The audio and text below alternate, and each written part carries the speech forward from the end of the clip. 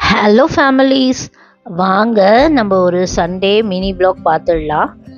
Morning பார்த்தீங்கன்னா இங்கே ஒரு ரெயின் ப்ரெடிக்ட் பண்ணியிருந்தாங்க துபாயில். லேசாக தூறல் தாங்க போட்டுட்டு இருந்துச்சு எங்கள் ஏரியாவில். அவ்வளோ பெரிய மழை வரலை.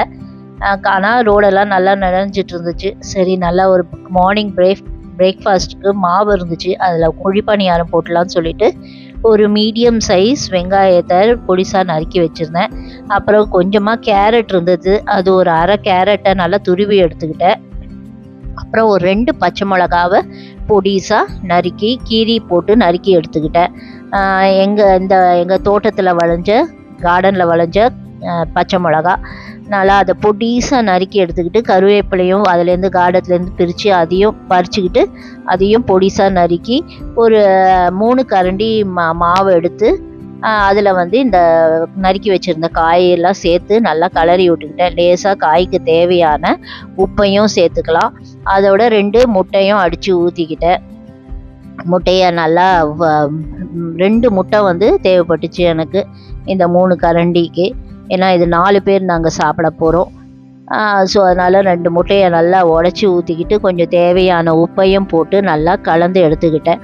இந்த மாவு இருக்குது, ஒரே மாதிரி தோசையாக பண்ணி சாப்பிட்றதுக்கு இந்த மாதிரி பண்ணி சாப்பிட்டோன்னா கொஞ்சம் டிஃப்ரெண்ட்டாக இருக்குமே அப்படின்னு சொல்லிட்டு உப்பை போட்டுட்டு நல்லா கிளறி மிக்ஸ் பண்ணிக்கிட்டேன். இதை நீங்கள் வெங்காயம் கேரட்டெல்லாம் தாளித்து கூட நீங்கள் சேர்க்கலாங்க.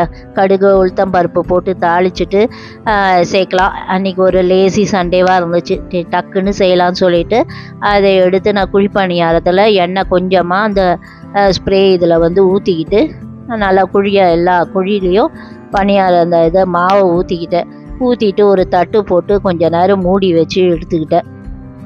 அப்போ டக்குன்னு மேல் மாவு வெந்துடும், கீழையும் வெந்துடும், டக்குன்னு ஆகிடும்னு சொல்லிட்டு அப்புறம் எல்லாத்தையும் திருப்பி போட்டுக்கிட்டேன்.